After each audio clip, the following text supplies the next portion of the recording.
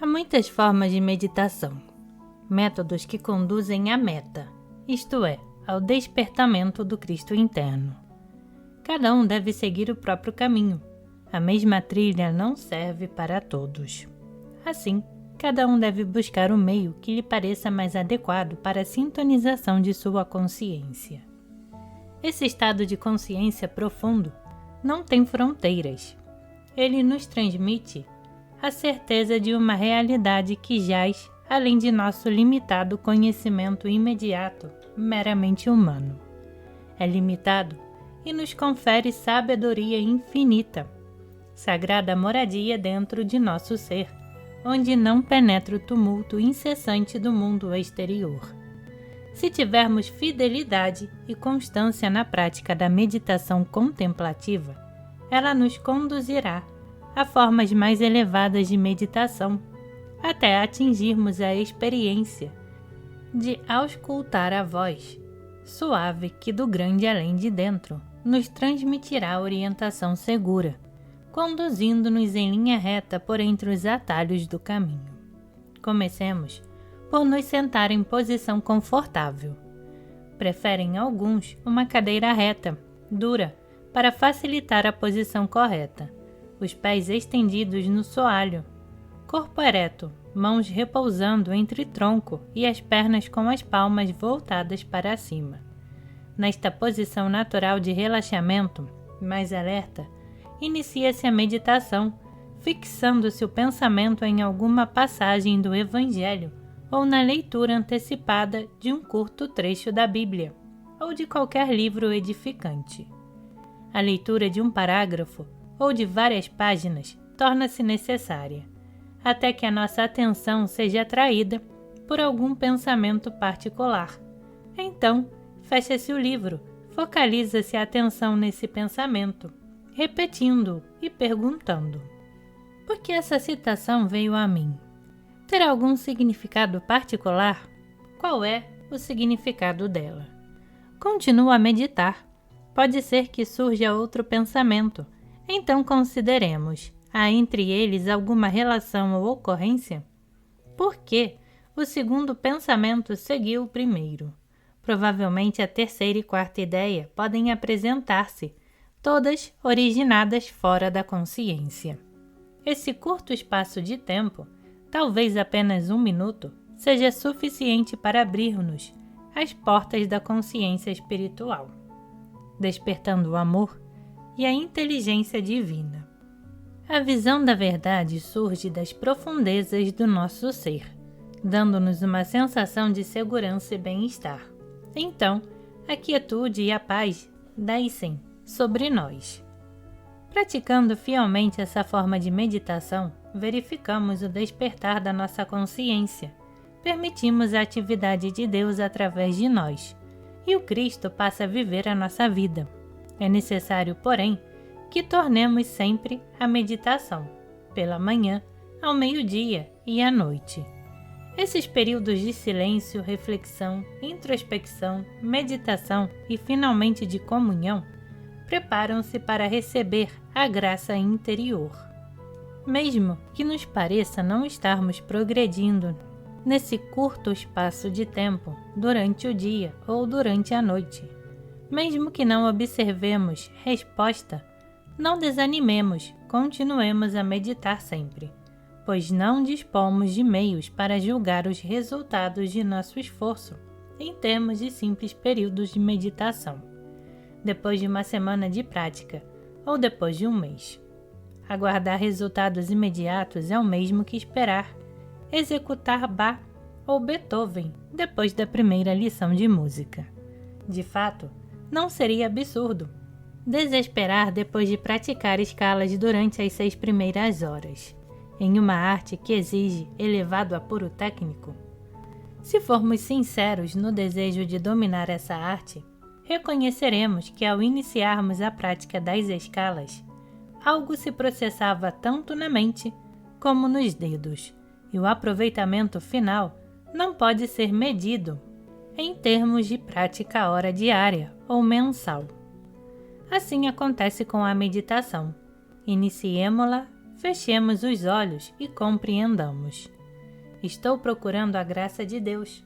Estou buscando a palavra que sai de sua boca. Não sei como orar para isso. Assim não rezarei por algo deste mundo. Espero ouvir sua voz. Espero escutar sua palavra. Essa forma de meditação repetida 1 dúzia de vezes por dia muda inteiramente nossa vida e essa mudança pode tornar-se evidente em curto prazo. Toda vez que nos recolhemos àquele centro interior, estamos reconhecendo que de nós mesmos nada podemos. Estamos em busca do reino dentro de nós. Essa atitude significa verdadeira humildade, verdadeira oração, reconhecimento da nulidade da sabedoria humana, do poder. A sabedoria e a força vêm do infinito invisível. Os períodos de silêncio favorecem a criação de uma atmosfera divina na qual se desenvolve a atividade do Espírito, que através de nós é capaz de fertilizar desertos. Aqui está um exemplo de uma forma simples de meditação. Iniciamos com uma ideia central, um tema, uma citação, e refletimos nela até que surja seu profundo significado.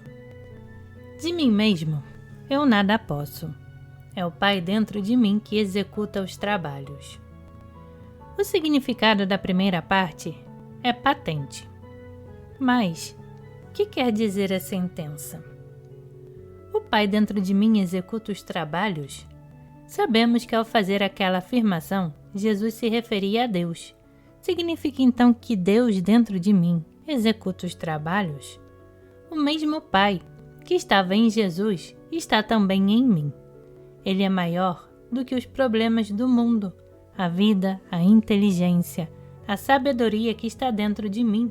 É maior do que meus inimigos, maior do que minha ignorância, do que meus temores, do que minhas dúvidas, do que meus pecados. Posso fazer todas as coisas através do Cristo, que me dá forças. Esse Cristo é o Pai dentro de mim, o poder divino do qual Jesus disse: Eu nunca te deixarei, nunca te abandonarei. Antes que Abraão fosse, esse Pai já estava dentro de mim e comigo permanecerá até o fim do mundo. É uma presença, um poder, que tem estado comigo desde o início dos tempos, mesmo quando eu desconhecia que Ele aí está e estará comigo para sempre, independente do lugar onde eu esteja. Se estender meu leito no inferno, se vagar pela sombra da morte, esse Pai estará comigo. É uma presença que jamais me deixa, um poder que me fortalecerá sempre, indo à minha frente para endireitar os caminhos tortuosos e tornar planos os trechos íngremes. Sinto sua mão em minha mão. Eu sei que há um poder que tudo pode. Sei que há uma presença que pode viver a minha vida por mim. Jamais me deixará, jamais me abandonará. Não posso duvidar de sua presença, de tudo que me foi revelado a mim, um infante da verdade, um iniciante na senda espiritual. Essa prática de analisar a Escritura não é tão difícil para um principiante, nem tão simples para um estudante avançado. Como no exemplo, um pensamento ou citação é empregado na tentativa de compreender seu secreto significado e iluminá-lo de modo que nunca mais passará a ser empregado como simples citação. Essas formas primárias de citações devem ser compreendidas e praticadas antes de podermos atingir estágios verdadeiramente esotéricos. Observamos que o nosso propósito é desenvolver um estado de receptividade capaz de escutar aquela voz silenciosa. Na meditação, não devemos cuidar de problemas pessoais, apenas nos dirigimos rumo ao centro divino dentro de nós e esperamos, esperamos, esperamos. Se ao cabo de alguns minutos não houver resposta interior, levantemo-nos para tratar de outras obrigações. 1 ou 2 horas depois, devemos retornar à meditação, aguardando silenciosamente até que a voz se manifeste dentro de nós, não permitindo que pensamentos interfiram, atravessando nossa mente. Caso não sintamos o toque da presença do Cristo dentro de poucos minutos, devemos retornar aos afazeres habituais e horas mais tarde voltar à prática da meditação. Se persistirmos na disciplina ininterrupta desses exercícios durante anos incansáveis, dia virá em que obteremos uma resposta interior real e ela nos transmitirá a certeza daquilo que Jesus chamou o Pai em mim e que Paulo revelou como Cristo interno. O principiante deve meditar no mínimo 2 vezes por dia, pela manhã e à noite. A ninguém será difícil a execução dessa relevante tarefa, pois geralmente nos deitamos à noite e nos levantamos pela manhã. Assim, todos podem reservar alguns minutos nesses períodos, caso não seja possível reservar mais outros períodos durante as 24 horas. Para os estudantes mais avançados, vão se dilatando esses períodos de meditação, de modo que eles passam a integrar a própria existência.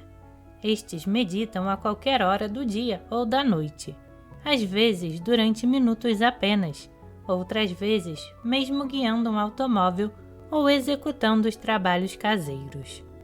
Aprendendo a abrir a consciência pelo exercício constante, ainda que seja por curto espaço de tempo, aos poucos nos colocamos em estado de receptividade. Muitas pessoas de elevada estatura espiritual são consideradas luz do mundo. Dirijamo-nos ao Pai e peçamos que nos ilumine para que compreendamos o sentido da palavra luz. Jesus, Elias, Paulo, João. Desenvolvendo o ouvido de ouvir, alcançaremos o significado espiritual do termo e não apenas sua interpretação literal, existente nos dicionários. Às vezes, não nos parece claro o sentido da palavra alma. De fato, poucos conhecem seu real significado, um dos mais profundos mistérios da sabedoria espiritual. Sintonizemos com o Pai e, se mantivermos esse estado de receptividade, cedo ou tarde, através da intuição, conheceremos a natureza da alma. Assim, aprenderemos a submeter à apreciação da consciência qualquer termo ou assunto do qual buscamos compreensão, esperando pacientemente que a luz brilhe e nos revele seu real significado. Muitos se familiarizaram com a passagem "Minha graça é suficiente para ti". Conhecemos as palavras, mas se conhecemos só as palavras, elas serão de pouca valia em nossas vidas, a menos que o seu sentido mais profundo nos seja revelado pela meditação. A partir de então, essas palavras passam a ser vitais para nós, tornando-se o Verbo.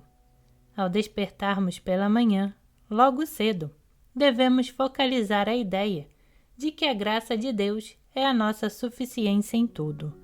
Devemos conscientizar repetidamente essa afirmação, até que ela se torne integrante em nosso ser, que seja a atmosfera e a habitação natural em nosso viver cotidiano.